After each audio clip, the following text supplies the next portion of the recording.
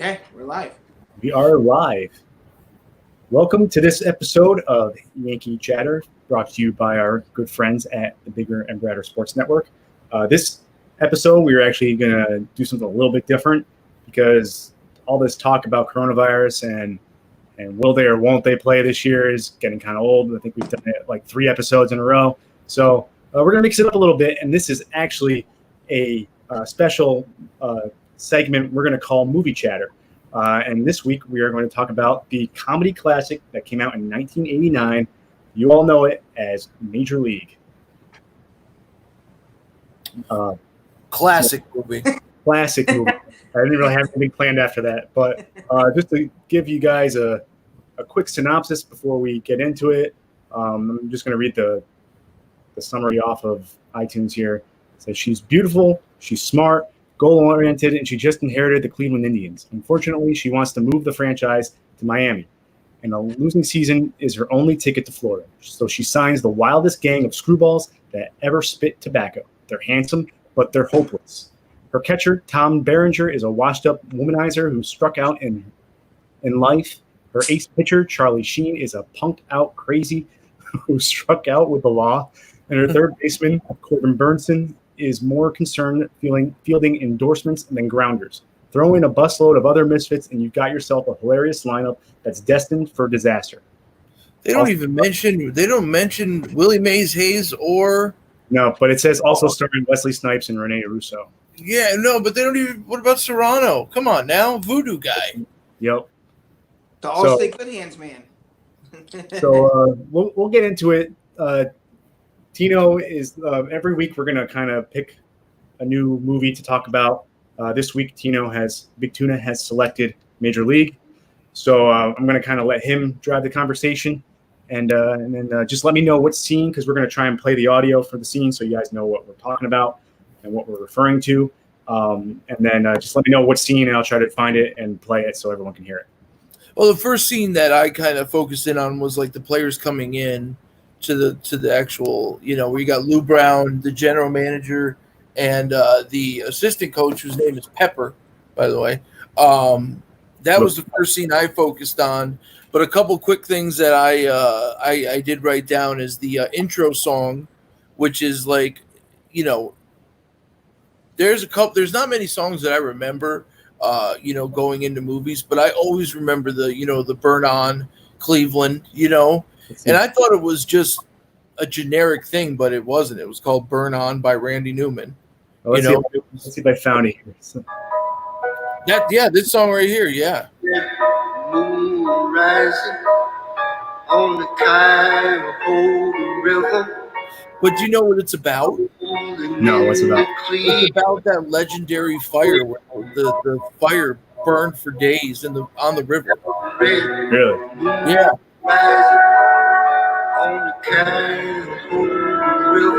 So when the movie starts, it starts with this montage of the city skyline and showing landmarks around the city, people working, and the going about their lives.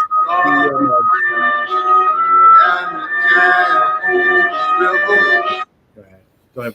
And also too, it shows like how bad Cleveland is.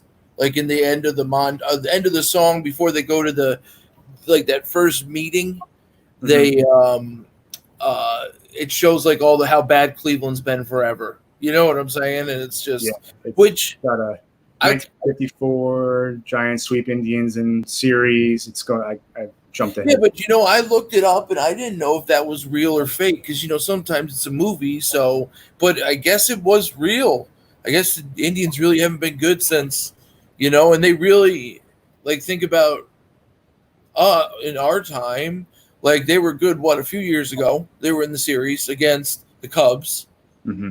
But other than that, I really don't remember them, having a really good team. I think before a few years ago, they had a good team, and they had a good team in the mid-'90s. They had Tomey, Vizquel, Alomar, both Alomar. They beat the Yankees. What was it, 97? They knocked the Yankees out? Knocked the Yankees out. They actually lost the World Series in 97 to the Marlins. The Marlins, okay. Andy Pettitte was 0-2 in that series against the Indians? I did not know that. Yeah. Had a rough series against the Indians that year. Well, that's just, you know what, it's funny because like and because you think about Angels in the outfield, Angels in it's like they pick these teams to kind of hopefully they turn it around someday. Right, Like the Cubs and Rookie of the Year, or yeah, and it was like the Twins and Little Big League. yep, and it's funny because I think the only team that actually won a championship after the movie was Angels in the outfield. Because there's nobody else that Cleveland hasn't won a championship. Well, Cubs a few years ago. What's that? Cubs won in 2016, didn't they? Yeah, no, okay, the Cubs, the Cubs as well. But I'm saying like within the like couple years of the actual movie. Oh, yesterday we were at my wife's parents' house, and they had Fox had on the like best games ever, and it was Game 7 of the 1991 World Series between the Twins and the Braves, and that's the last time I think the Twins were in the World Series. I could be wrong. Correct me if I'm wrong, but no, I think you're right. They beat the Braves, and I think a couple years after that, that's when Little Big League came out. I just thought that was interesting that movie just came out like shortly after they won the World Series. So they must have gotten really bad after. Yeah, right. All right. So the first scene that I focused on that I think is just hilarious is when they have like Jay Taylor, Serrano, Roger Dorn, Willie Mays Hayes, Wild Thing, and I put Harris in there because Harris kind of gets introduced when walking into the locker room. But just when the GM is talking about each player, it's just so funny because it's like when Dorn comes in, he goes, Brown's like, I thought, blah, blah, blah. You said we didn't have any high-priced talent. The GM's like, yeah, he's only high-priced. I got it right here. Yeah. Thought you didn't have any high-priced talent. Forgot about Dorn because he's only high-priced. He came up as a free agent 3 years ago. Still hits the ball pretty well, doesn't he? Yeah, just can't feel it. We'll shape him up. Next is Willie Mays Hayes, but I'll let you do what you got to do. But that scene to me is kind of what the second movie was lacking. There was like they had a couple other players that were in there that were new, but they didn't have like that. And obviously with the movie being PG-13, it's not the same a little bit, but like that's what I think like made it so good is because you had that separate. You knew how messed up each one of those guys were and how many they're oddballs and all that. Yeah. Like with Serrano being voodoo, like he defected from Cuba because he was voodoo, Yeah, he was actually right before. Yep, and Taylor, they're like, oh, I wish we had him 2 years ago. We did. And then Willie Mays Hayes in that brutal car. That's the thing. Like Dorn's car is like a classic. I don't know what that car was for Willie Mays Hayes. I don't know. That was like an old school Beetle. It looked like a little bit. Let's see what it says. Lou Brown, the parking lot is over there. Yeah, I don't know. The best part about Willie Mays at training camp is when he wakes up and his bed's outside the gates. And instead of saying, "Oh my God, they caught me," I wasn't, because he obviously wasn't actually invited there. He goes, "What? I've been cut already?" And then just goes on the field or beats somebody in a straight sprint. So that was just a classic. Well, the funny thing too is that like they have a backstory of where Vaughn came from. They have a backstory of like Serrano being a defector. Willie Mays Hayes, you have no backstory on where he came from. Nah, his backstory is just he wasn't. Really which is hilarious because it's like he was the focal point of the last scene to win the game. It's just like it's crazy But so after Dorner was Willie Mays Hayes. Do you have that quote or no? So, yeah, I'm looking for it. Keep talking. Like I said, and the worst thing too is that the best thing was Wesley Snipes was awesome portraying that guy. And I think that's also which lacked in the second one because it was Omar Epps. Nothing against Omar Epps. It's just like different type of, actor. Not the same. Omar Epps, he did a pretty good job. He wasn't the same kind of personality as Willie Mays was. Yeah, no, very true, very true.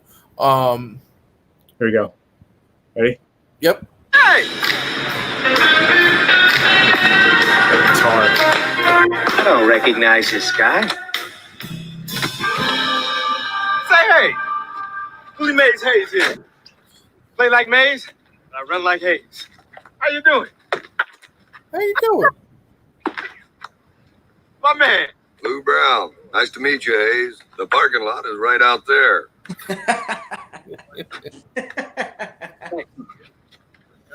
Oh, and don't you guys go anywhere. This part. Plan to put on a hitting display. I don't remember a Hayes on the list. I always love that part because he like fixes his tie. Yep. I'm gonna put on a hitting display.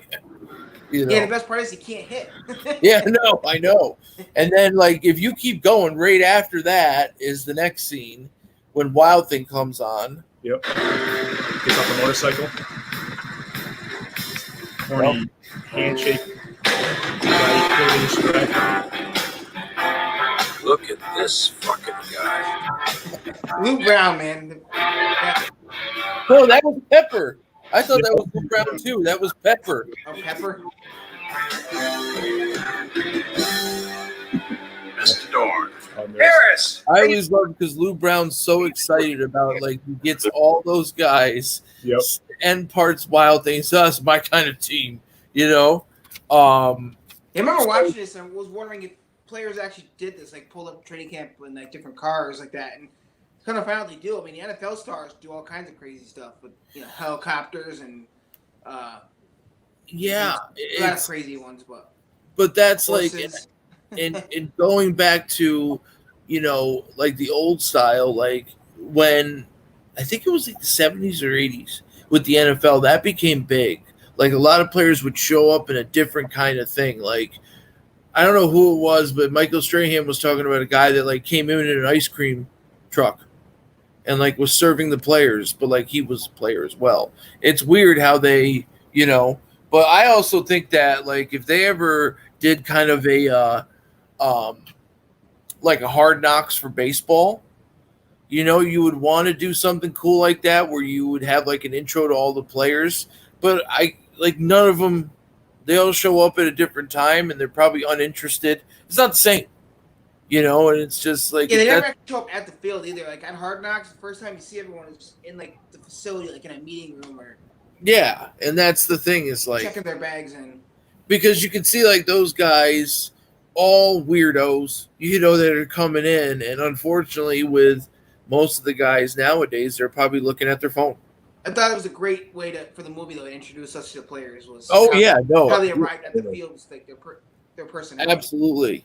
So after that, there's a couple Lou Brown quotes. Before you get that far, because I'm kind of like I got the movie playing on mute as we're talking. Yeah. The next scene goes to the locker room and the players actually introduce themselves to each other. And my favorite scene, one of my favorite scenes, is when Serrano approaches Dorn. And let's see here. He walks up to him. Hey, big guy. You a golfer? Hats for bats. Yeah? What's your handicap? That's warm. Glasses. Whoa, Amigo, you can't. You're welcome. You're welcome. Yeah. If I had that guy staring back at me, I wouldn't have said anything. It's so funny because he's hazing Wild Thing, but Serrano's a rookie too, but he's not, it's kind of. And quick side note about him, Dorn, the movie he was in before this movie, and I looked it up. It's what I thought it was. It was a horror movie called The Dentist, where it's like horrifying. Like I remember that movie, and it's exactly what you think it is, and it's horrifying to watch, And it's just like it's funny how he goes to Dorn, There's a big flip flop there. Yeah, no, absolutely. And even worse when the second one, when he becomes the owner, But before we go on, I just want to say, if anyone that's watching, if you want to share your thoughts as we're going through the movie, and what scenes were important to you and what stands out in your mind. Feel free to leave a comment on any of the social platforms that we're streaming on, YouTube and Facebook. We'd love to read through them afterwards. And if you have any questions or anything you want to add to the conversation, that'd be great too. So with that said, go ahead, Tino. I'm looking at the things. Max Crosby outplayed Cleveland. Wrong sport, brother. So one of the best parts of the training camp is Lou Brown's quotes towards the other players. You know, I don't know if you know where that is, Gregor, but like when he tells Hayes he's got to do push-ups, he tells Dorn he's got to do, 20 sit-ups if he does the Olay bullshit or whatever. And then this guy hits a ton. You know, how come no one else has picked him up? And okay, you know, throw him the curve. Yeah, throw him the curve. And then it's not fastballs. We wear caps and sleeves here, son. There you go. Here's Hayes. With the bat thing, yeah. Drop the bat. He's doing this shimmy thing, which they actually do in the second movie with what's his face.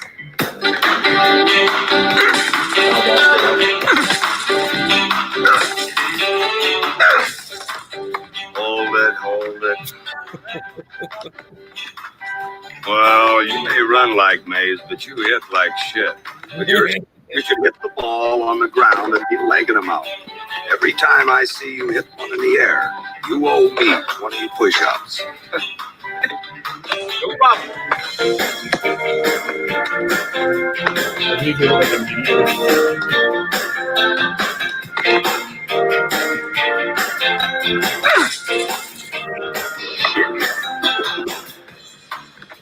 Yep, that's a good one. All right. Oh yeah, and then the next scene's the wild thing. Wild thing with the without the sleeves. You know, it's funny because like Lou Brown is classic. Like he is like the legitimate 80s, 70s, 80s manager that's like got the big beer belly. You know, he smokes, which it's funny if you don't realize it, but there are scenes where he has a cigarette in his hand. But no, I've never realized it until I watched the movie. Yeah. And it's like it makes you think of Jim Leland a little bit. I mean, he's like a bigger, fatter version of Jim Leland. So yeah. I kind of see him as the same exact type manager.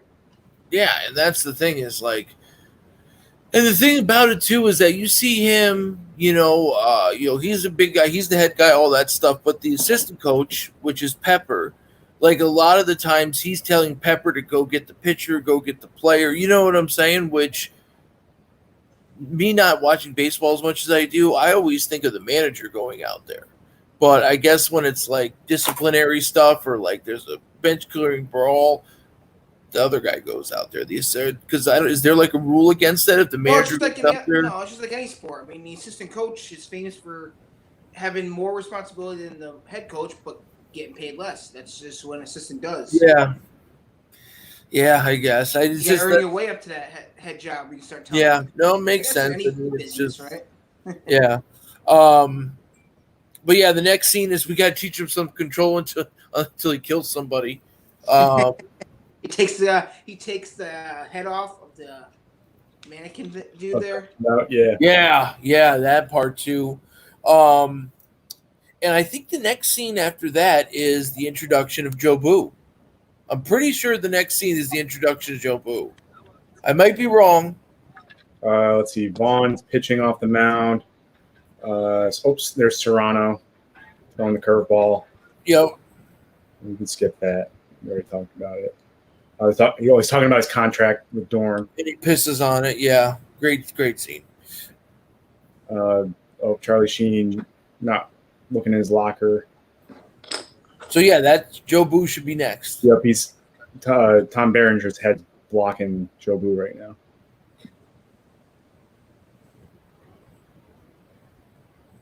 Joe Boo, you tell me Jesus Christ can't hit a curveball? Yep. Well, that's what I'm saying. The explanation of Joe Boo is awesome.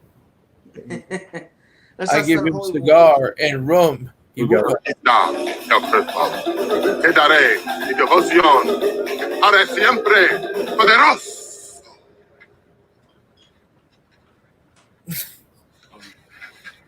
Pasta there, Pedro.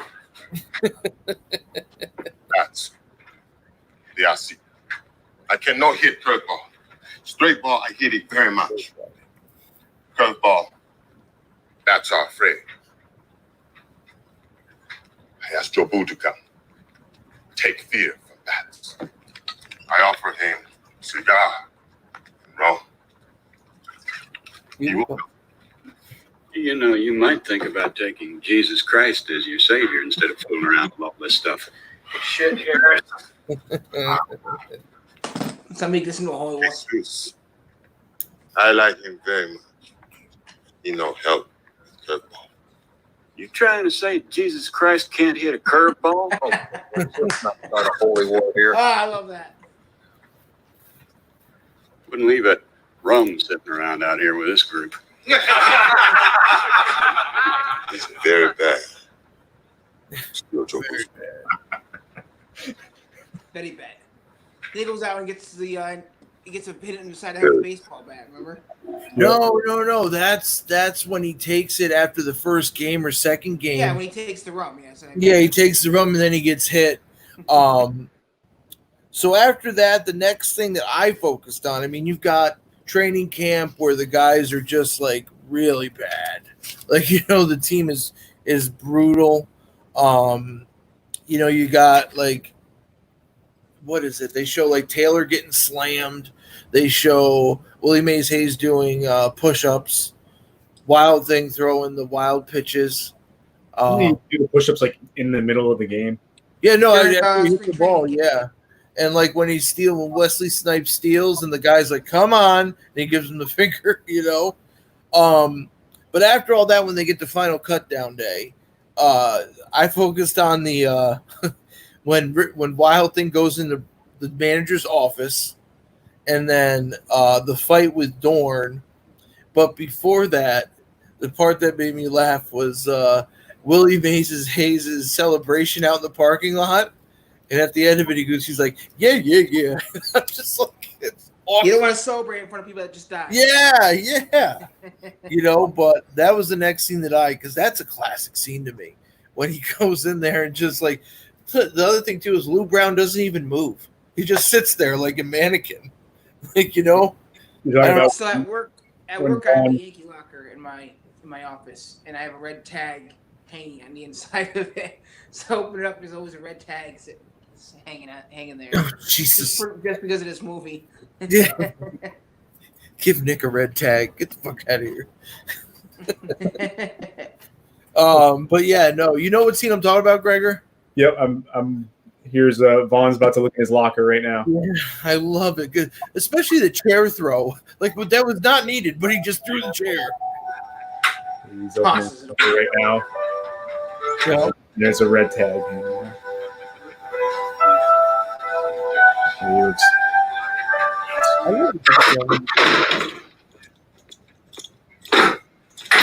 got news for you, Mr. Brown.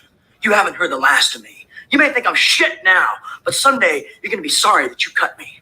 I'm going to catch on somewhere else, and every time that I pitch against you, I'm going to stick it up your fucking ass! Good. I like that kind of spirit in a player. The only problem is I didn't cut you. What? I think someone's been having some fun with you. And he already knows. He knows it's Dorn right away. Yeah, no. And you know what's weird? My bad. No, but that's the thing is that sorry.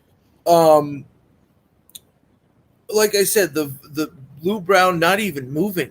He didn't even make a reaction, which is awesome. Well, he knows he didn't cut him. Well, no, of course, but still, it's like you think about that, Brad. You could imagine if one of your employees came in your office and threw your chair, and then like just sprayed you with mayonnaise. Like you'd move. Like, you know what I'm saying? I hope I can have a little Lou Brown in me and stay put. Yeah, right. But like when Dorn and Vaughn fight, they have that exchange, and it's so funny. Lou comes out and goes, "Knock that shit off." It's like he's a parent, you know? And it's funny though too, because nowadays you would never have a rookie go after a veteran like that.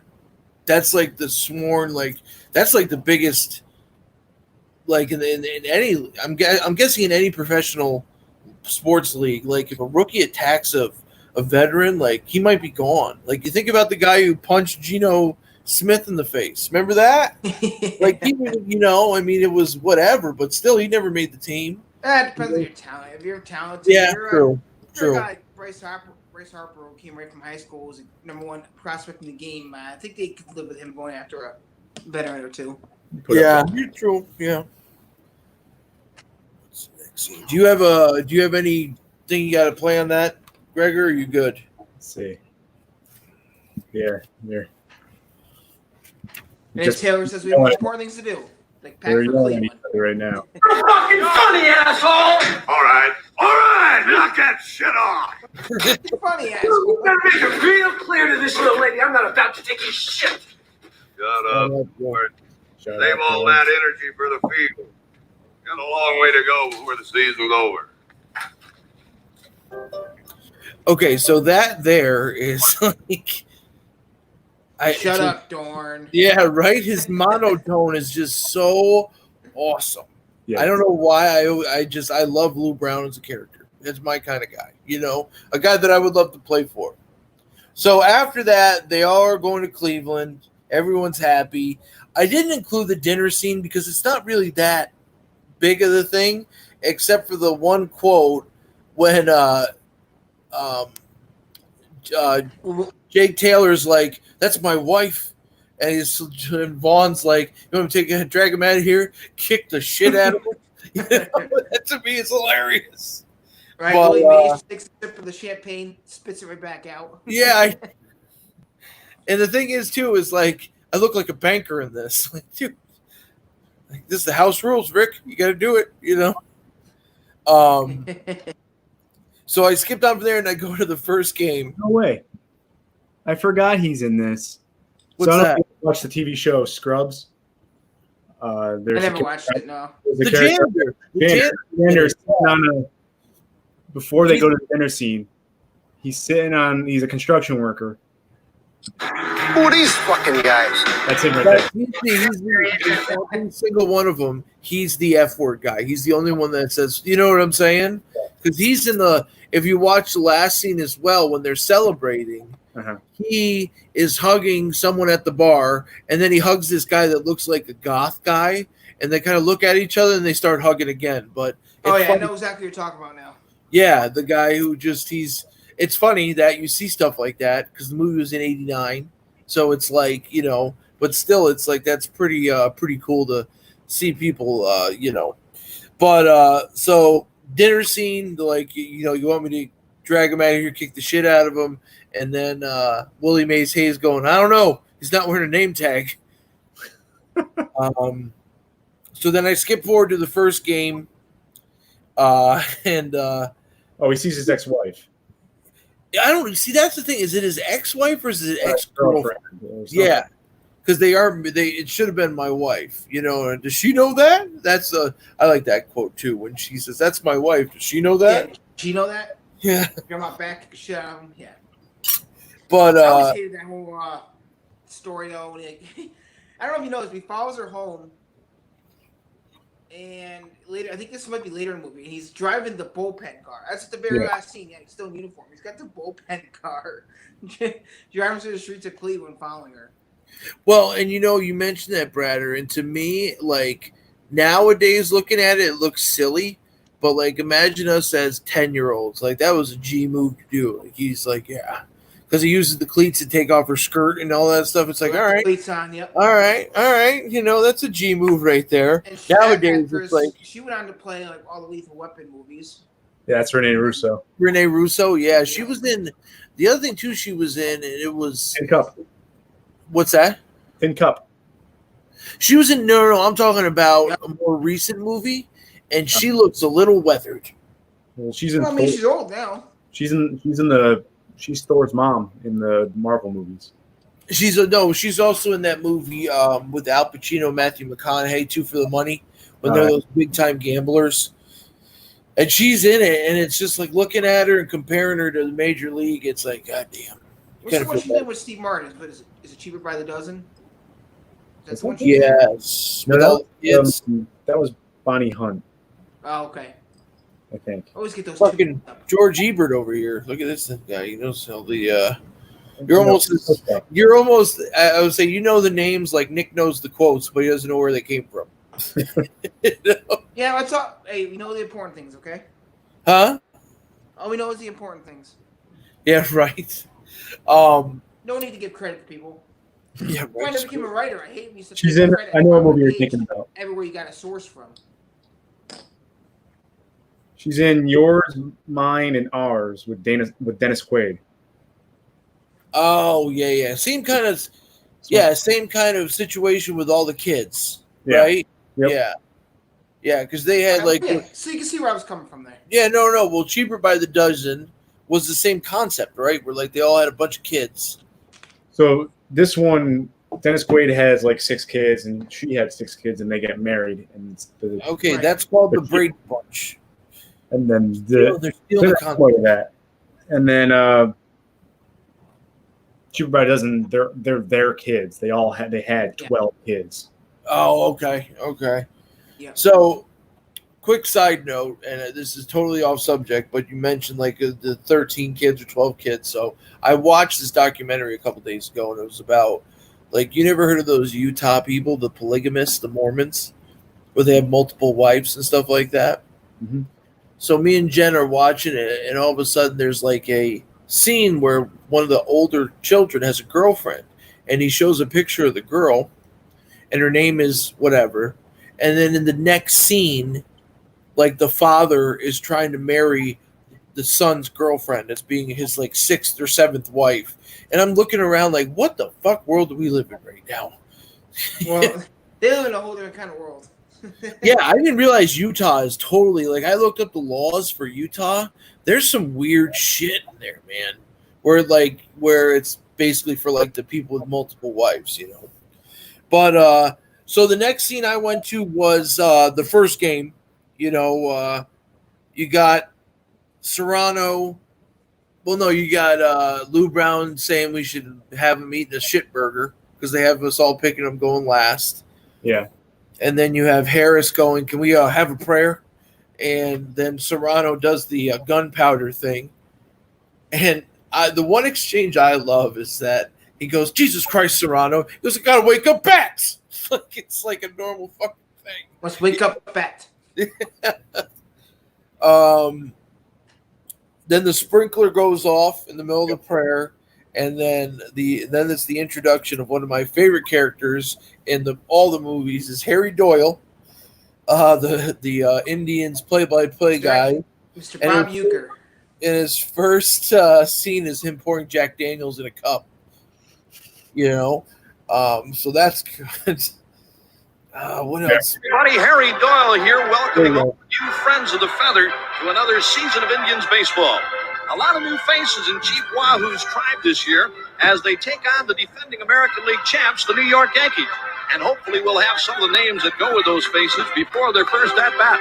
Anyway, listen to the roar of the crowd as the Indians take the field.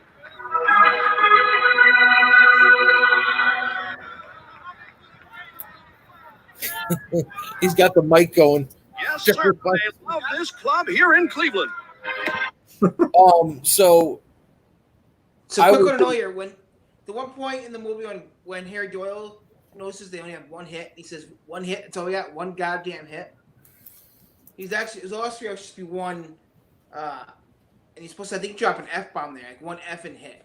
But he had a sponsor at that time. He was doing like commercials or some kind of paid sponsorship, and he didn't want to ruin that. He was scared they wouldn't like that too much, so that's why he changed it to goddamn instead. That's interesting. Interesting. I like that. The other thing too about it is, you know, you got Harry Doyle, you got all the players and stuff like that, but the one thing I love about him is the nicknames he gives the Indians, like, you know, Chief Wahoo's tribe, the Friends of the Feathered. I always really, really enjoy that. But also too, like when the guys come out and they're showing the crowd, and like I don't know. You guys would know this more than me. Is that like, is there a team now in the MLB that has that least amount of fans in the fucking stadium? Well, not the exaggerated amount as they show in the movie, but But there are there some are, pretty there are scarce. teams that are like that. The Rays, they don't really draw much of a crowd. The Marlins, another one. I don't know what the Padres draw, but off the top of my head, the Florida teams don't really do very well drawing To crowds. me, that's just crazy. Which I is don't know. crazy because the Rays are a decent team. Yeah, no, and that's the thing too, is that if you're bringing out a winner too, and you can't have people show up, but yeah, no, that part I like. And then what is it? The first part of the game, Willie Mays Hayes makes the basket catch, and everyone's all excited. And Lou grabs his hand and goes, "Nice catch, Hayes. Don't ever fucking do it again." Which is, do you have that? Do you have that scene? Just watched it. So he's coming in the dugout right now. The basket catch, Willie Mays style. Willie Mays style. Tired. All right, well, look out there. Okay. Nice catch, Hayes. Don't ever fucking do it again. All right, let's get it going. I love that part is where he's like, "All right, let's get it going." Like, it's just, The ultimate coach move right there. Don't do it again. All right, let's go. and then there's the montage of like, well, Willie Mays gets on base and he gets thrown out, and then there's that montage of just bad play. And the one part that I saw that always made me laugh was when they're like, "Oh shit!" Like Willie Mays just falls over. Or when he's diving back to the base. Oh, when the fly ball falls and Yeah, when they keep dropping the fly balls. Oh. yeah, when all three of them just kind of stare at it. First they all collide, then they all Yep, stop. just the one where they collide.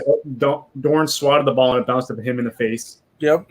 Taylor overthrew the throw to second to the outfield. Let's see, Serrano just struck out on a curveball in the dirt. Oh, now they're all calling for it, and they kind of fall. Oh, and Hayes is like, Yeah, that's what I'm saying. Doing the shit. Let's see. There it is.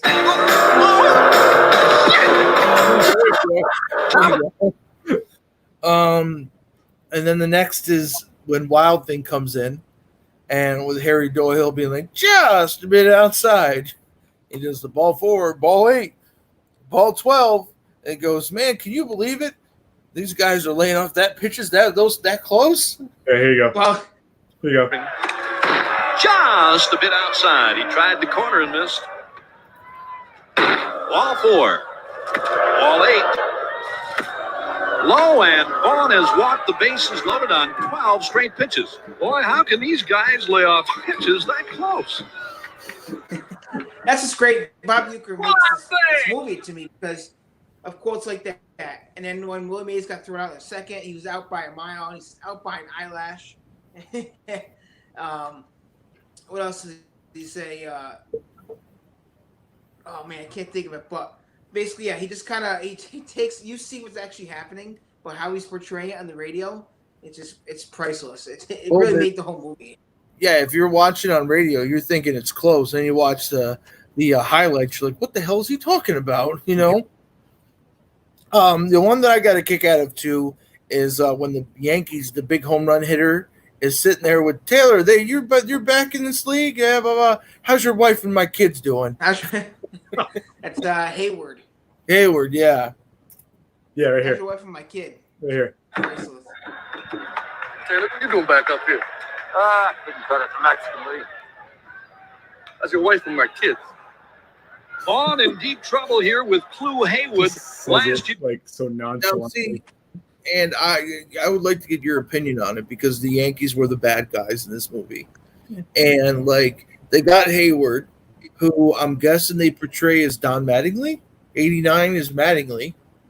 No. Yeah, first baseman. He's got the mustache like Manley had. He plays first base, but he's a right. And then the pitcher, the relief pitcher, I love the Duke in the last scene. Oh, but yeah. Back then I don't, that wasn't the way Mariano pitched. No, Mariano wasn't on the team at that point. Yeah, but I get a kick out of where they didn't really try to make the Yankees look that bad, but it's just they're clearly a good team, and they're clearly overmatched against the Yankees. Yeah, and it's just funny how some Little Big League, their chief rival in the movie was Ken Griffey Jr., the Mariners, right? The Mariners. And then in Rookie of the Year was the Mets. Yep. And then what's the other one? Shit. Major League 2, it's the White Sox. Yeah. But there's one more I'm thinking of. That's a kid's movie. Little Big League. Rookie of the Year. Sandlot's not a pro team, though. Oh, Angels in the Outfield. Oh, Angels in the Outfield. They play. Who do they play to get to the right? I don't know that one. And it'd be nice if it was on iTunes to buy, but it's not. That's because Angels in the Outfield wasn't really about the bad guys weren't the other team. It was all about them winning to get that kid adopted. Yeah, but who did they play in the brought back by his father? I think at that point it was whoever was in that division, because it was for the division title. So whoever the Angels were playing in that, they changed the divisions around. Was it the Athletics? They never really showed much of the other teams that they right. That's yeah. They just showed the plays they were making. They play the A's. The A's are the team they play when that guy bunts it and the ball goes all over the place. That's the A's. Oh, okay, yeah. Where he makes the ridiculous catch, where Matthew McConaughey's character makes that ridiculous. That was, I think, the Blue Jays. How did I do that? I would that do movie when it's so old that the umpires are still wearing the hats to say AL and L. That's how they end up calling them Al. Yeah. Yep. And what about what is it? In that movie as well, I love the let's keep the profanity down. More swearing. That eliminates half the speech of the team. I just looking back on it, and it's even Major League. It's the movies we grew up on. Watching them now, they're still okay. Some movies are brutal to watch, but the Major League, even Little Big League and all that stuff, they're not terrible to watch. Which is nice. They're good movies, they're classic. I still like watching them all. So next, a couple other quotes I had from that scene. Sorry, I got to share this quick. Since we're talking about Angel in the Outfield, and I just talked about Matthew McConaughey making that catch. Look at this picture I just found. It's obviously between scenes, and he's just hanging there. To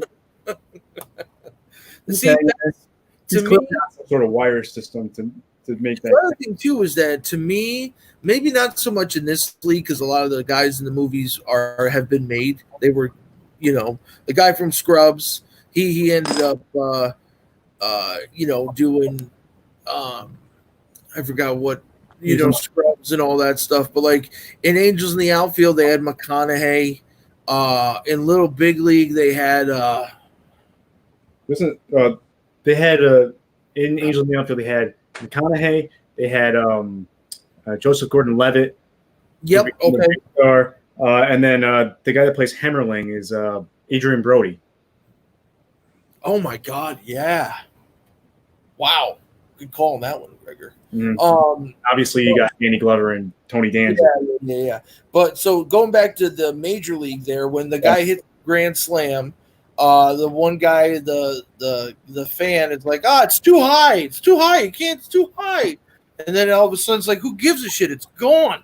Well, so that's a quote that me and my buddies that play softball still say all the time. It's too high. What does that mean? Too high. I thought it was too high. We say it to each other all the time. And so, obviously, Pepper goes to Lou Brown. You want me to take him out? Let's see how he reacts. And then he throws at the guy, hits him. And then, obviously, they're jawing at each other, the umpire and then Vaughn. And Pepper comes out, picks him up, and then he's like, well, why don't you just blow me, ump? And I thought that was pretty funny. Yeah, they had to carry him off the field. Yeah, and then he breaks whatever. But I think that was all I had. From that game, like there really wasn't anything memorable. Like, you saw like the plane thing where it's like, this is good, this is real good, and then they show the plane that's like missing wings and stuff that's there. They bring in the actual plane. Yeah. And then you see like Serrano doing the cross and all that stuff. He goes, now he knows. He knows. It was the White Sox they played in the championship game in the Angels in the outfield. Sorry. Okay. I wasn't gonna be able to rest without finding that. Yeah, but now back then the Angels, I'm pretty sure the Angels and the White Sox were in the same division. Yeah, I don't think they were playing for the World Series. They were just playing for the division, I think. But so in between the first game and the winning, the next scene that was memorable to me was the winning montage that they do with the where they're taking the pieces of clothing off the doll or the man. Oh, yeah. So I don't know if you guys have anything that you remember from it. I remember the plane, then the bus, then like Lou Brown being naked and be like, don't you want to cover yourself up? I'm too young to be driving into lockers.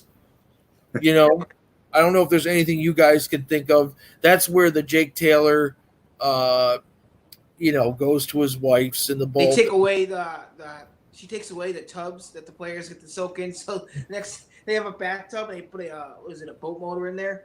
Which, thinking about that, it's like if they get too close to that thing, it's going to chop off their foot. Which is it's a movie, right? It's just a movie. But yeah, Willie Mays, he's hammering all his gloves to the wall of all the bases he's stealing. Yep. I really, like I said, in between the first game and the winning montage, there really isn't anything that kind of came out to me that was crazy good. It was just a lot of either finishing storylines. Yeah, for a while they just showed them making really good plays in the field. What's that? Before they get to that point, before they get to the point where they're winning, Lou Brown finds out what the owner's motive is behind all this stuff, and he what does he do? He actually has a speech in the locker room, which I just had 2 seconds ago, and I lost it. And that's when he tells everybody this is what's happening. Oh, because Donovan comes down and tells Lou here. Yeah. I'll play the scene. Hi, Lou.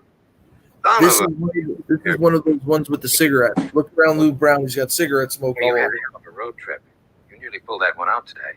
They will figure out how to beat those guys. They're playing the Yankees. You've done a great job this year. 60 and 61 is hardly a great job. But this club, it is. There's a lot of talent on this club, Charlie. Veterans are starting to play back to form, and the rookies are developing faster than I thought. There's 2 or 3 potential all-stars in there. I think we're a contender now. Yeah, I see the smoke. You really believe that, don't you? I know it. All we need is something to bring it all together. Rachel Phelps will never allow that to happen. There you go. Now he's having the meeting. Everyone's sitting in their street clothes. Can I have your attention, please? I have something I think you all ought to know about. It seems that Mrs. Phelps doesn't think too highly of our worth. She put this team together because she thought we'd be bad enough to finish dead last, knocking attendance down to the point where she could move the team to Miami and get rid of all of us for better personnel. Even me? Even you. Even you, Doran. What if we don't finish last? She'll replace you with somebody who will. After this season, you'll be sent back to the minors or given your outright release. I mean, that pretty much sums up the whole movie right there. And obviously, this was before there was a team in Miami. There was no Miami Marlins back then. Yeah. Yep. Which is interesting because now there is. They can't just release everybody on the team or send them down to minors. I don't think that's realistic either. But no. I think the players' union would have something to say about that. So the thing too that the montage is awesome, but the one thing that I love is that background music. I don't know why, I just love that background music that they have during the games and stuff. Oh yeah, like that. That's awesome. when you were talking about the theme song in the beginning, which ended up being that Newman song that you found, I actually thought you were talking about this music that you're about to. And you can't find like it sucks because you can't really find that music anywhere. I've looked up for that stuff forever. It's like 80s style music, you know. Yeah, and that's why like I'll go to like it's all like the keyboard tones in the background. And like I'll go on like YouTube and I'll try to find like that scene, and I'll like go to those sites that's like YouTube to MP3 so I can put it on my iPod to listen to because it's awesome. One quote too that we forgot about was when they did start winning. He said, "We gotta win the whole." This is from this one or the second one. He said, "We won today. Now if we win tomorrow, that's 2 in a row. We win after that. I'm pretty sure that's called a winning streak. It has happened before. It has happened before." That's another quote I say to my softball team all the time. That's a good one. Let's see if I can find it. And the notable quote of Jake Taylor being like, "Well, there's only one thing we can do," and it's just like, "What's that? Win the whole fucking thing." You ever notice too the big win at the end of the movie? It's like normally it's like the World Series win or a playoff win. All they did was win the division. They make the playoffs. But I guess with the team they had, that was kind of a big goal anyway. So I may be wrong, Bratter, but I'm pretty sure that every single of those movies, none of them win the World Series. they never show the World Series. No. Yeah, which it must cost those movie things money to actually use the World Series. No. Like in the Cubs one, it was the pennant. Well, at the rookie of the year, at the very end, when the character puts his fist up in the air, he has the World Series champion ring on his finger. So that's all. But that's all you see. Yeah, that's the only time they reference the World Series. They talk about going to the World Series. Same thing in I think Angels in the Outfield was the wild card game. Well, in the second one, the second Major League, doesn't Bobby Wicker say at the end the Indians win the pennant, which would mean they're going to the World Series? Yeah, because so the big thing about that one is that they fell short in this one. They made the playoffs, they didn't make it to the World Series. So that was the Harry Doyle doing the recap of last year, where they barely missed it. And it's funny because the game that they do in this game is like something they adapted into the new world, into the way they do the one playoff game for the wild card spot, which I thought was pretty cool. Mm-hmm. Yeah, because they have a playoff game, yeah. But yeah, so they got, what is it? The background music I like, the American Express commercial. It's like, it's cool. And you can go to those. Stay home without it. You know, where you can go to those food type places. And then like Roger Dorn's like, now everyone doesn't remember us, and he does the snap. And it's like, we're contenders now. I don't understand the snap. I'll never understand the snap. Either. Trying to find that. Where is the American Express commercial? It's in the middle of the montage. Yeah, it's when they're winning all the games. I'm actually at the end of, before we sign off, I have like a bunch of little known facts about the movie I was going to read to everybody. Why don't we do that now since we pretty much summed up everything?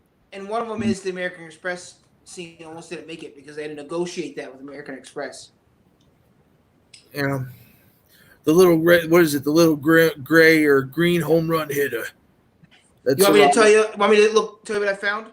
Tell us that, and then we'll talk about and then we can talk about and then we'll talk about the final game, which has that synopsis is like 25 minutes. That final game with all the fun stuff in it.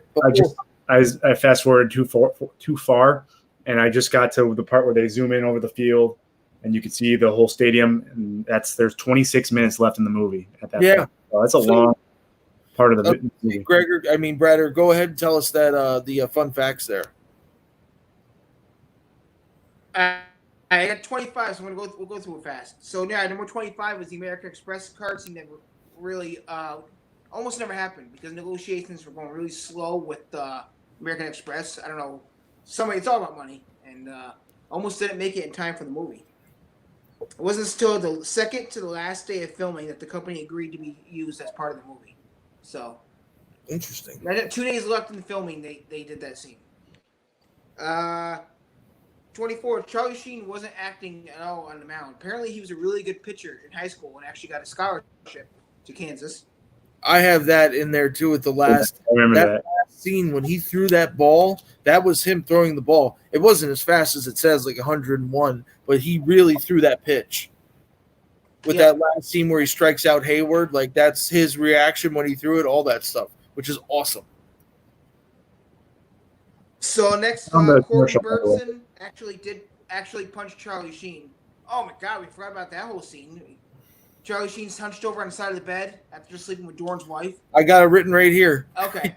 He goes, I swear to know God. what it was. I swear to God. I swear to God.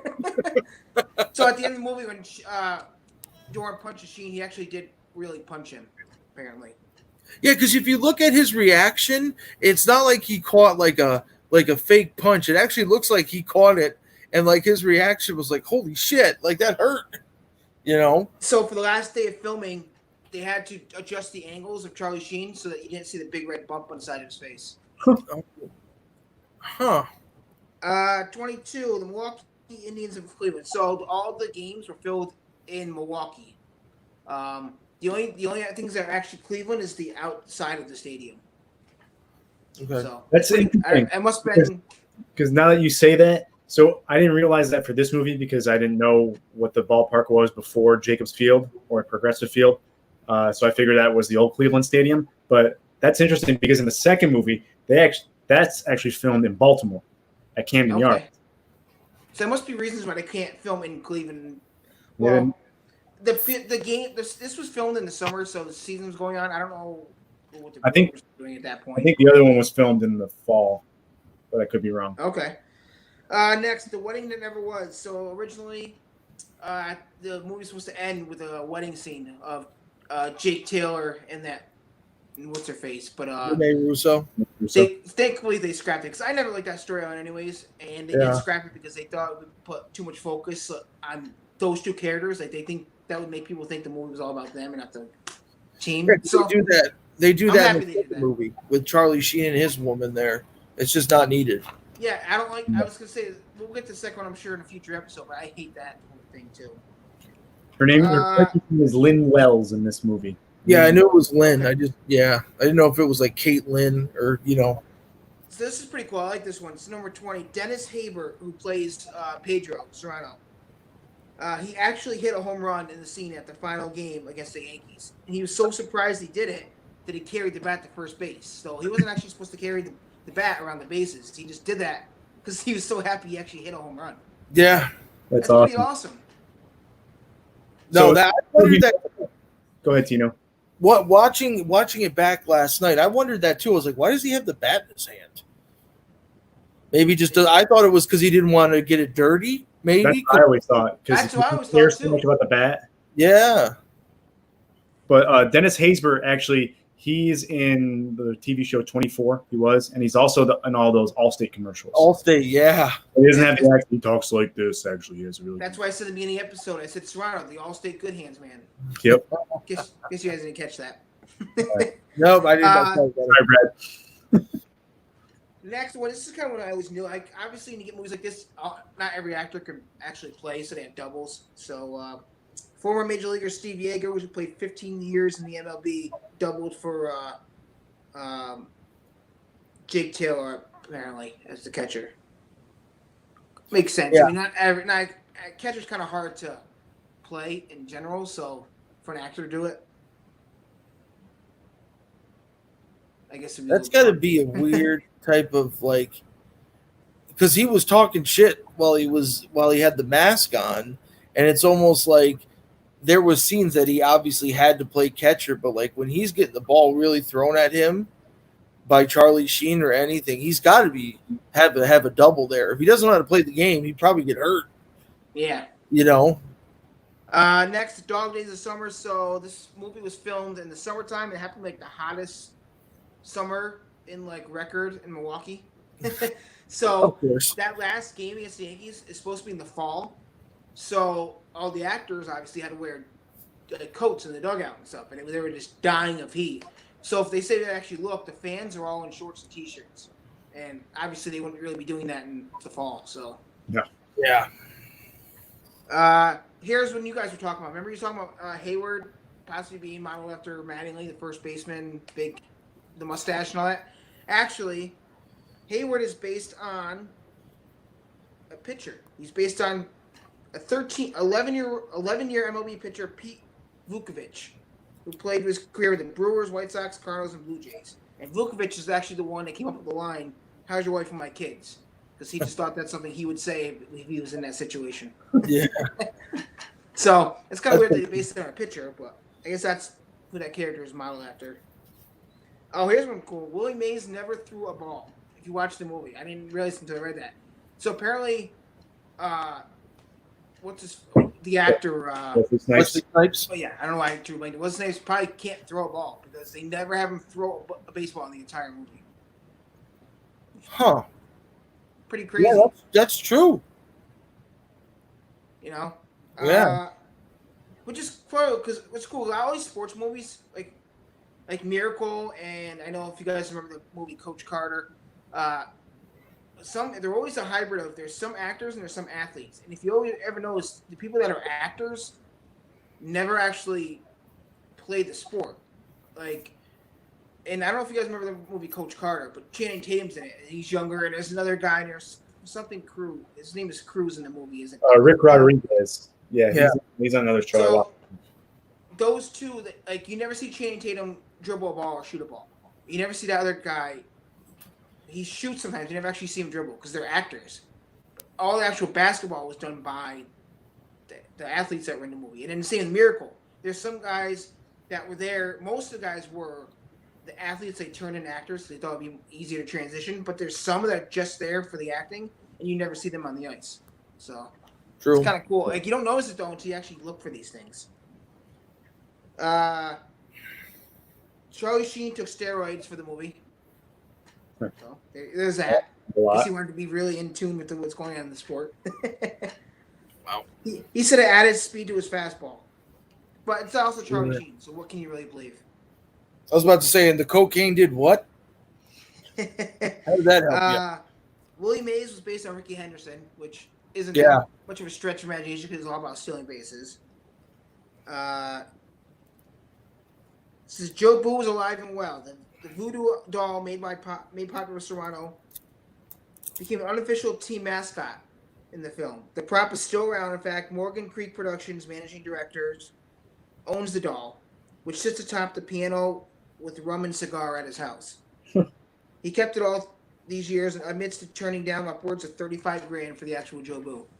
Wow. But you can get knockoff ones like the Big Tune is holding. This ain't a knockoff. Don't tell him that. It's funny. It's okay, buddy. It's okay. He looks like Albert Einstein a little bit. He does. 10 more here I'll blow through real quick. The opening day scene of the film depicted a small crowd. That was not typically the case, however. The real Indians would almost sell out every opening day. That's something we kind of all knew. I don't know who Ward it. Charlie Ward, maybe? Is that his first name? Charlie? Ward is actually a diehard Indians fan. The reason he chose the team was simple. As he created the movie because he thought it would be the only way to see his team actually win something. That's great. Tricks with the mound. Tricks were used to make the actors seem like they were as good as their characters. The pitching mound in a real baseball stadium is 60 feet, 6 inches away. But to get the impression that Vaughn's fastball was traveling 100 miles an hour, the crew moved the mound 10 feet. Moved 10 feet closer and shot from behind the plate. The way the viewer would never notice the distance difference. So that's how. Yeah, when you watch faster. When you watch Harris do his pitches in the final game, it looks like he's throwing like 40 miles an hour. Yeah, because they go like this. Mm-hmm. Yeah, you gotta. It's all about the angle. You know, just like in most movies where there's car chases, they always do them from the ground because the cars look like they're going faster. Yep. Homage to the 1941 Indians. After Vaughn strikes out Haywood, he is congratulated and dug out by a player named Keltner. Keltner was the third baseman of the 1941 Indians whose fielding heroics ended Joe DiMaggio's 56-game hit streak. That's pretty cool. That's really cool. The original title was not Major League. It was supposed to be Dead Last. Yeah. Which is stupid. I'm so happy it's Major League. Yeah, way better. Predictions. Phelps' ultimate goal is to move the team to Miami '97. Obviously, ironically enough, there is a Florida Marlins team now. So. Yep, they were an expansion team in 1994. 93, something like that. Okay. The role of Mays beat up Snipes pretty good. In the final scene, the crew had to bring in softer dirt and pad up Snipes' leg. The actor had slid so many times that he tore up all the skin on his legs. Ward said in interviews that Snipes' legs were covered in raspberries because he wasn't used to sliding that much. So, yeah, I mean, think about all the scenes that he's sliding, and you probably have to do each take over and over again. I mean, Yeah, I know. I made that mistake too when we played softball the first time on that field when we were all playing. Okay. My first slide, I was wearing shorts, and that was brutal. Yeah, it tears up your leg real quick. Yeah. Most of the baseball players that you see in the scenes in the movie were members of the University of Arizona baseball team. Okay. For the stadium scenes, 20,000 extras were brought in to fill the stands. When the team first ran on the field and the crowd roaring, Dennis Haysbert admitted to being emotionally overwhelmed, actually. That's what, Dude, that gave me goosebumps when they came out. Yeah, he said he can't believe that someone can do that 162 times a year. Like that. Yeah. All those fans going crazy for it. And last one, in the film, the Yankees are described as defending American League champions. At the time the movie released, the Yankees hadn't won the pennant since 1981. The Oakland A's were the actual defending champions. Yeah, no, I was about to Something say kind the of Yankees in '89 were not great then, right? The Yankees in the 80s were, yeah. They had So- a couple decent years. They had a couple decent Until years, but they never were good enough to make the playoffs because Don Mattingly, he started his first year as a Yankee was in 1982. And like you said, they hadn't won the pennant since '81, and he didn't make the playoffs until his last year as a Yankee, last year as a baseball player in '95. Right. And then obviously they won the World Series the year after that. Yep. And quick side note, and Don Mattingly is not in the Hall of Fame. No, he's not. He didn't play for long enough. Okay. That's not entirely true. He played long enough. But the problem was first half of his career was amazing. Second half of his career, because he had so many back problems, his numbers took a big dive. Okay. And therefore his overall numbers took a dive. And people say that's why. But one of the big controversies of the Hall of Fame is that Kirby Puckett, who played about the same time frame as Don Mattingly, had and he got voted into the Hall of Fame, had very similar numbers. But the only difference between Puckett and Mattingly was the fact that Puckett won the World Series in 1991. He probably won the World Series. Mm-hmm. Yeah. So, do you think the Yankees win the World Series if Mattingly's the first baseman in '96? I don't know. Maybe. I don't know either. He had a so-so year. He did okay. I think the Yankees would have won the World Series in '94, but the players' strike definitely. No. Good point. Yeah. I don't know. Everyone says the Expos were the team to beat that year. Expos were really good. I think it would have been Expos Yankees World Series, which would have been a good World Series. So going back to the movie, the only other stuff I have written down is about the actual game, the last game. The Serrano wanting to sacrifice chicken. Yeah. And they bring in the KFC. The KFC bucket of chicken. Here you go, Serrano, a full chicken. And then Joe Boo on the pitching mound with Harris. I thought that was pretty cool. Yeah. And I loved that circus catch by Hayes. Obviously, I don't think it was him that made the catch, but that was a really cool catch to watch. Over the shoulder, you mean? Yeah, no, the one where you climb the mound, climb the wall. He climbed the wall, yeah. Yeah. They do it in slow motion. Yeah. So he probably did it just in slow motion. Like he probably did it so slow that they had to play it in slow motion in the movie. True. The next thing I pointed out was obviously the Serrano at bat where he hits that home run, which now Brad, it was a somewhat real home run. A couple quotes that I laughed about during that at bat was, "We should have gotten him a live chicken." When Hayes says that. And then obviously, I give this all to you, Jobo. Well, fuck you, Jobo. I do it myself. Yep. And then that's when he hits the curveball. It's just a curveball that he hits. Yep, it is too. After that, I mean, some people find this scene not as good, but when Wild Thing comes out and they play the music, I just think it's cool because there's like real fans doing it, and there's a lot of fans that are doing it. You really can't. Back in '89, you could do it, but it was a little bit harder. to kind of simulate all that. Nowadays, they could fill a stadium with fake people, with the way the movies are now. Mhm. But back then, with all the close-ups on people singing and the hot chicks dancing on the Yankees dugout and all that stuff, I thought that was pretty cool. And the owner during the thing, she's like, I hate this fucking song. Yep. Because it comes back in the second one as well, and she does the same thing. What else? Oh, no. Dorn and Vaughn, strike this motherfucker out. Yep. He thought he was going to come to beat him up on the mound. What was the other? Oh, Lou Brown. Enough with the fools. Give him the heater. When Lou Brown does that, I think that's pretty funny.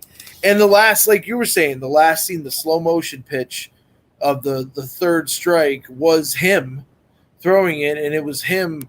That noise of him, like kind of that scream, was really him throwing as hard as he could. Yeah. To make it look a little bit, which is interesting. I would have liked to have known what he really threw on that pitch, because you said it was 10 feet closer. He probably 70s or 80s, I would think. Don't you think? I bet you throws mid-80s. Yeah, that's what I'm saying. It's close. So, and you were saying, Brad, you were saying they moved it 10 feet closer? Yeah. Yeah. So I don't know. It was similar to like a Little League distance. Yeah. A little bit longer. Okay. A little bit longer than Little League. I actually watched the other day. I watched an ESPN thing on YouTube about Danny Amante. Oh, that guy posing as a 12-year-old. Yeah, and like you look at him now, and it's like Jesus, dude, you're. Well, they had a special on him in ESPN, and that's what I'm talking about. Yeah. Yeah. I mean, I just think you can't fault him. It was his parents that were making him do that. Yeah, no, I know, and that's the tough part of it. He's going to get blamed for it, but it was his parents that. Mm-hmm. Is there anything else? I mean, obviously the last scene with Taylor and Willie Mays. Is there anything you guys before that? Is there anything I missed or? I got just a couple of things. I think don't forget about the grounds crew. How hilarious they are. The Asian guys. Oh yeah. Yep. Those guys. The what? The Asian field crew. Yeah. Oh no, we suck again. Who the fuck are these guys? Yeah.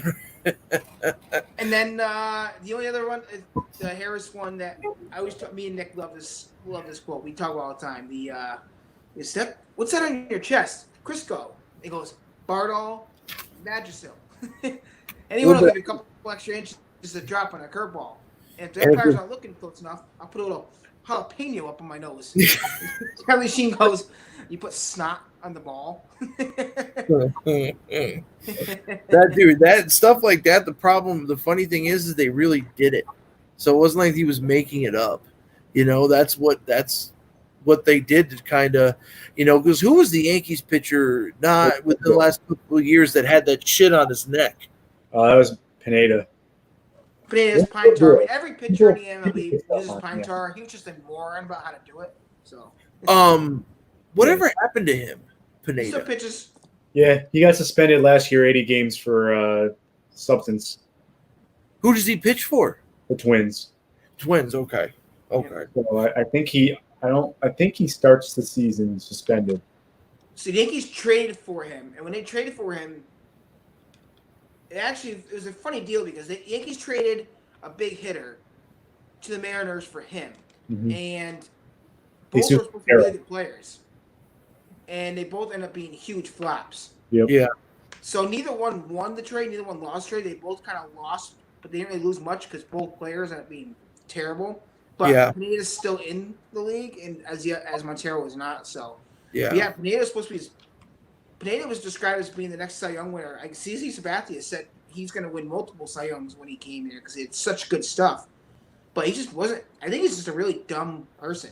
Well, that's the thing. It's like he had both Pineda and CC, huge guys, like over 6'4", 6'5", and it was like, I mean, Pineda would look absolutely unhittable some games. Other games he out there and looked like he just didn't care. Yeah. Like I said, he's dumb. Like most pitchers put pine tar on the inside of their belt. Yeah, that's what CC does. He puts it all over his neck. Like, what are you doing, man? Like, you're black, so it blends in, but not that much. Not that much, yeah. Last part of the movie is the Jake Taylor at bat. The Mays first to second steal was such a cool like synopsis of like the players cheering him on and stuff. Yep. Which this is like Come on, when you Willie. watch someone steal a base in real time, it's really cool to watch because there's so much, like you're on the edge of your seat seeing if Yeah, it'll make. it's an adrenaline rush because you know something Yeah. big's gonna happen. Yeah, absolutely. Taylor calls a shot, with the bunt and all that. Besides Babe Ruth, no one's ever done that, right, in real life? No, Okay. people still to this day say that Babe Ruth didn't even do it. It's just kind of a story. If you watch, I don't know. It's funny. I watched like a conspiracy thing. There was like top 50, and I think like number 25 was Babe Ruth called his shot. And you watch the video of it, and it looks like he's saying it to the dugout. But I mean, he is pointing. You know what I mean? But I don't know. It looked like he was pointing at the opposer's dugout. I don't know. It's just I don't know. the video I'm is so gonna believe that he did distorted. it just 'cause You it's don't cool. know. Yeah. And then when they win the game, that's an awesome play to do. But like when they all start hugging and everything, and then Dorn decks Wild Thing, it's just that was pretty funny. Because And like then he you gets said, up that and they start hugging again. yeah, that's the thing is like they were just like, whatever, let's do it. My wife's a whore, It's just whatever. But Suzanne but- Dorn. yeah, right. I didn't know him. I swear to God. But yeah, that's everything. This is a great movie. It's tough to, it's good from the beginning to the end. There really isn't. It's really like you can point out maybe the storyline of the like Jake and his wife there was a little not needed, but other than that, everything was awesome about it, in my opinion. I don't know how you guys feel about it, but it's like to me it was like so cool, and I They don't think really have sports movies like this anymore. they No, don't. And They it's interesting. Baseball movies, I think, and sports movies in general are really hard to film. So I'm told. But the thing with baseball is there's so many rules that a lot of the times with movies like this, they tweak the rules a little bit. I mean, Angel in the Outfield, I know they do a couple times. But as far as movies go, Bull Durham's pretty accurate. This was pretty good. This is a solid baseball movie for comedy. There are a number of other baseball movies out there that are I think better than this, but they're more dramatic. As far as sports baseball comedy, this is one of the top. Yeah. In my book. Slapshot kind of made the mold for everything, the comedy, the kind of raunchy sort of comedy, and I put that up with Major League as one of the best like comedic sports movies ever.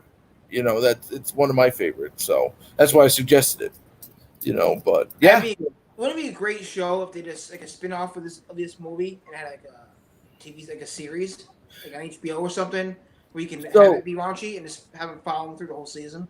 So if you look it up, they did try to do it with like a minor league team where they had a sitcom, and it was like Barry Bonds was in it, all this stuff. It was like Joe Rogan was one of the baseball players. They tried, but it just never.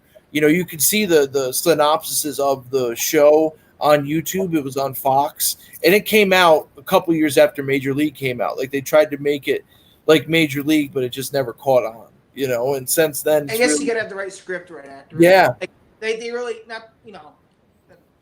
And the thing is, I don't know if you guys, with this crew that they got together for this movie. I don't know if you guys feel the same way, but it's kind of when you do sports movies, and I get the PG ones that's fantasy and stuff, but when you're really playing sports, like it's kind of the way that everyone talks in sports, it's not great. It's not PG, so that's what I think makes it like you're in the bench, you're on the mound, and it's not great speak. It's not they're vulgar. Talk. It's locker room talk. And I think that's why Major League did so well and Major League 2 did not, because it just turned into a PG-13 movie, and it was like well, Major League 2 I thought they did pretty good, didn't it? It didn't I looked up the sales and all that, and it didn't do it's kind of grown on people like a folk kind of thing, like people love it now, but when it first came out, people were like, this is not Major League. Well, This is the third one was the worst. It shouldn't have even been made. No, of course. It takes place in the Indians. It's the Buzz, Major League team, and then they don't even play the Indians. They play the Twins, right? Yeah. So That one should not have even happened. But Never between should have this been one and the second one, obviously the first one's much better. It's more thought out. It's better written. The characters are better developed. The acting is a little bit better. It's a comedy, so you're not going to get top-notch acting to begin with. It's all about comedy's all about timing. But the characters change, and the second one's a little bit more unrealistic. And obviously, you get a completely different actor for Willie Mays Hayes, and then you bring in the Japanese guy Tanaka, who was actually really funny. Who's absolutely insane.